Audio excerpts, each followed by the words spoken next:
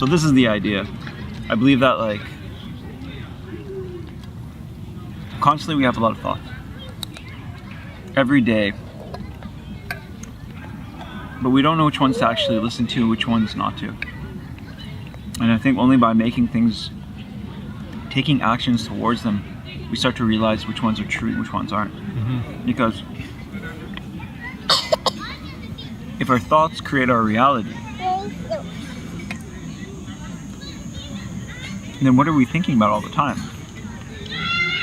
If we're constantly thinking and we're not doing, then do we create a reality where we're just actually being?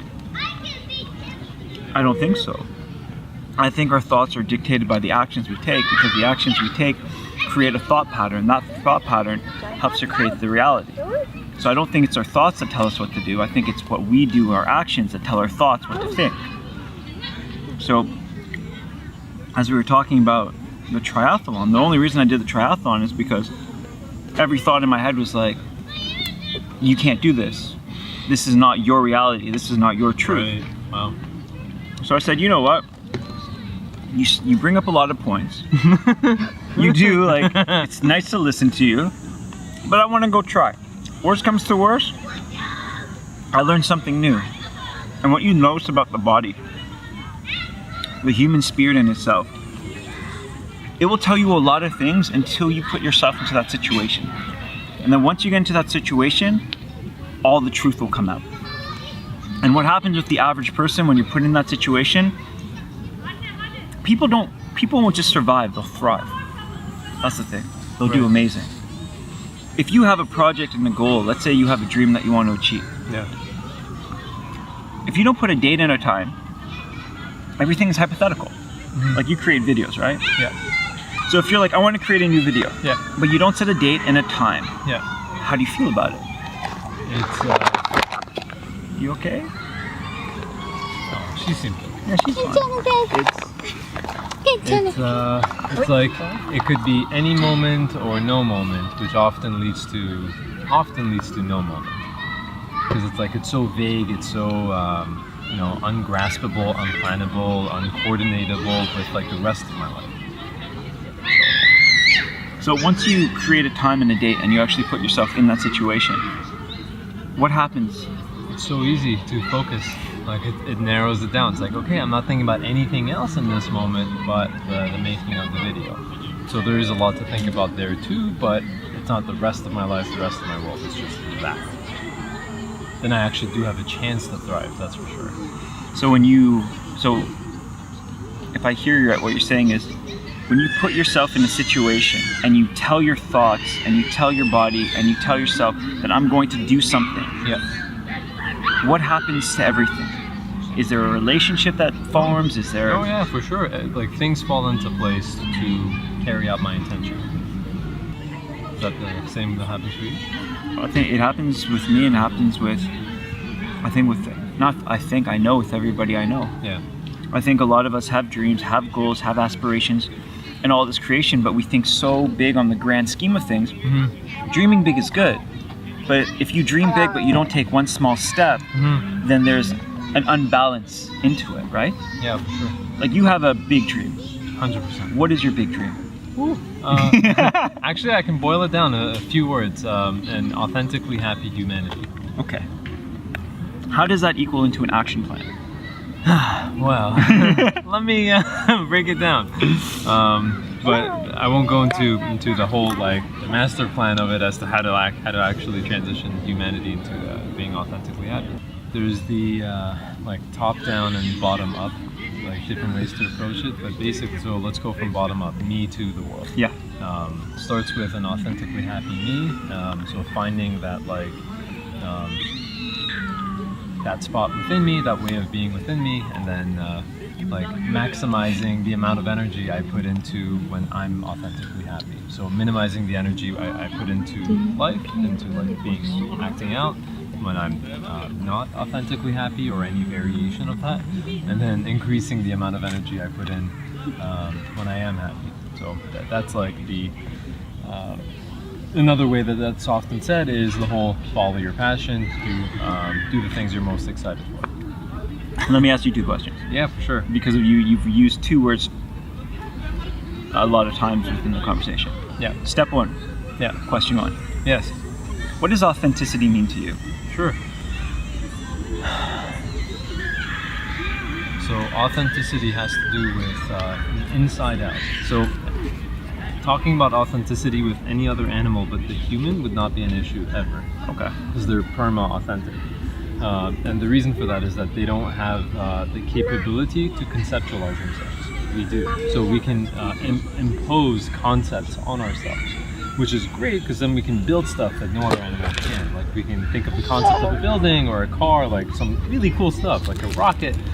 But then you can also put a concept on yourself on who you should be and who you shouldn't be. So that's where the concept of authenticity comes in, as to like not think of the concepts that you've put on like mentally, go from the inside out. So when you are true, what's true on the outside is the same as what's true on the inside. To me, that's authenticity. So what to you is true on the inside that brings the truth on the outside? It changes from moment to moment. So it's a very adaptive. It's a very like adaptive to what the moment is. Yeah. So that would be it. It's a very changing thing. So here's a question. If you Yeah. have a moment, because Yeah. we all have these moments, Yeah. where you feel like you're not authentic to yourself, Yeah. what is the dialogue that happens in your head? Right. So this is this is the point I've evolved it to at this point. In some way or another, I acknowledge that I'm afraid. And because it's some kind of a survival mechanism, you know, to like the only reason why it makes sense to put up with non-authenticity to any extent is because you're trying to survive, because you think you need to, right? It's like when you were being yourself, at least this is my understanding of it, that like you're being yourself and super authentic, like one of the kids we got with us now, and then someone gets upset at you and you don't understand it. Like maybe they were just having a bad day, maybe like you spilled their coffee, but as a kid you don't even think about the coffee. You're just like, I should not be the me that I am, I should be, and then create mental concept, tell yourself to be this mental concept, but then you go on into the future, right? You're like in your 20s, 30s. It's good. Yeah. You're on a really good throw. I just don't want to. Yeah. I want to keep on keeping it. It's a really nice flow. I like that. I like how you talked about the fear base. Yeah. I think that's very authentic of you. Because I think a lot of times authenticity is accountability. And being accountable of your own things. Like no blame, no shame. Yeah. Just this is how I feel. How am I going to honor this bite? Right? Yeah. So continue your claims back. Yeah. So you grow up, there's no more coffee spilling around, but the mental concept still remains that like you have to not be a certain way or be a certain way. And so that's just the explanation as to, you know,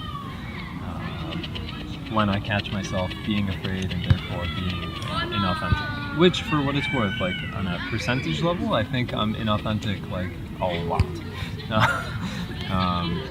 But you know, it's like a work in progress, and I'm learning to be more and more fearless as I like explore. Like, okay, so how can I actually be in life, and like what can I get away with? Like, to what extent can I let myself be free?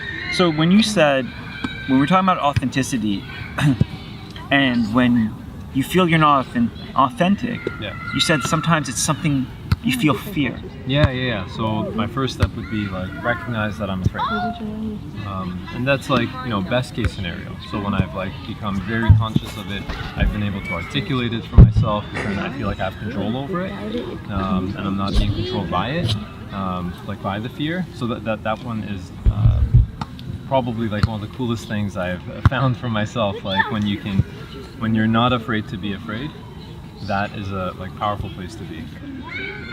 So just quick, because I'm really curious. Yeah. What is fear? Like how would you talk about fear? Because the reason I ask you this question is there's a lot of individuals, when they feel fear, they feel shame. Yeah. They feel like I shouldn't feel this, and then they create almost a persona. Yeah.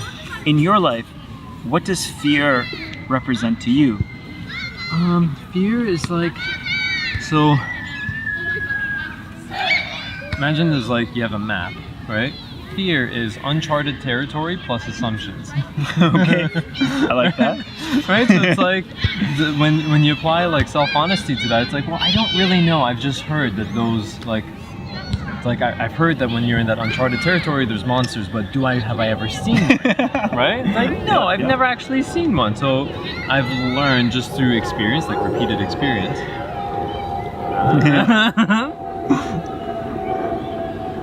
It's a really good way of defining it. I really like that. So you're saying that fear, you're describing it as a map.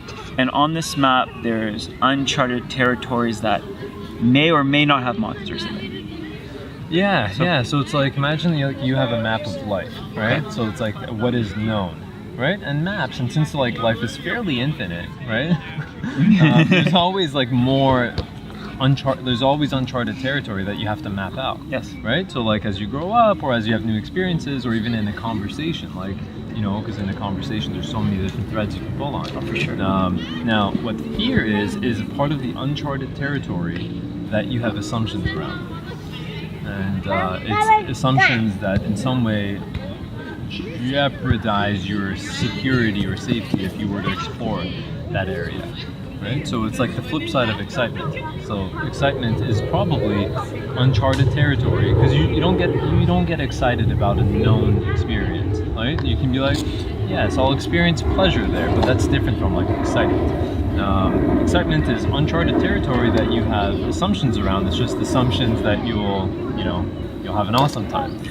Interesting. So let me ask you this. Yeah. And tell me if you agree with it or not. Mm-hmm. I forget where I heard this, but somebody said that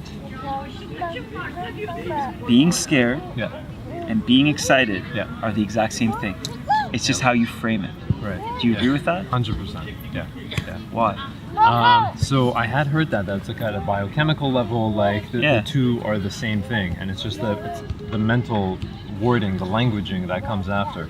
So I tested it once. I had a public speaking thing to do, and my heart was like, and I was like, holy shit, why am I so scared? I don't care, I'm so scared. And I was like, wait a second, this is literally that thing I heard about. So I actually started to test it. I was like literally before going on the stage, I started to tell myself, I'm excited. And I was like, you know what? Maybe I am excited. I don't know anymore. So I'll just lean to it. Like, I literally couldn't tell. Like, my heart was pacing and I was just like ready to like do something. I had a lot of energy present. I was like, I don't know.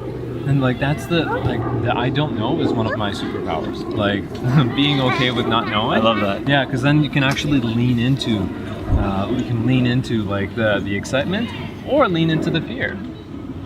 I like that. So pretty much what you were saying is people that are trying to be authentic and they feel fear. The fear is just an unmarked part on their map that's actually a form of excitement, just mislabeled as something else. That's a beautiful way to put it. Yeah. Well, those are your words. Yeah. That's a very powerful way of putting it. So when you're creating those videos, you said authenticity. I think that's great. Yeah. But another word that you kept on talking about was happiness. Yeah. Do you need to be happy to create things? Describe happiness, you know? Right. So authenticity and happiness, to me, the way I'm using them, right, Okay. are pretty much like two sides of the same coin. It's just, different ways of talking about it. Okay. So authenticity is a very, it's almost conceptual, authenticity. Happiness, it's very experiential. I like so, that. Okay, yeah. And so, I was saying the authentically. Ooh, may I? Thank you.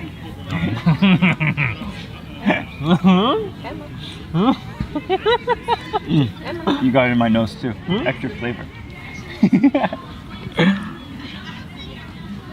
Yeah, an authentically happy humanity. That's the trio. So happiness would be the experience of being authentic. And can I add something there? Of course.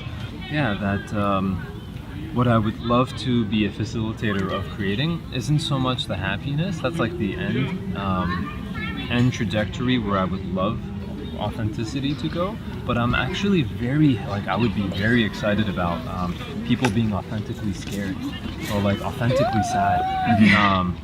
Like authentically feeling however way that you're feeling. That's like powerful. Yeah,